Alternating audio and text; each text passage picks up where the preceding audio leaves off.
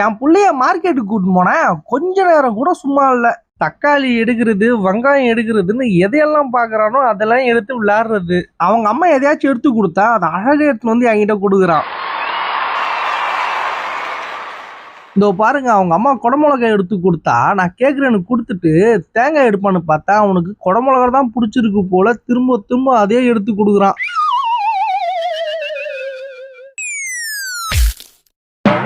நடக்கிறது பாருங்களேன் ததக்கா புத்தக்கான்னு. அவனுக்கு பிடிச்ச திராட்சை அவங்க அம்மா கொடுத்தா அதை அழகா என்கிட்ட கொடுக்குறான். இந்த 1.5 வயசுலயே எதையாச்சும் சாப்பிட்டா பக்கத்துல இருக்கிறவங்களுக்கு கொடுத்து ஷேர் பண்ணி சாப்பிடுற பழக்கம் இப்பவே இருக்கு. இது இப்படியே இருந்தா நல்லா இருக்கும். அவன் கையில இருந்து புடுங்கி தின்னா அவன் ரியாக்ஷனை பாருங்க.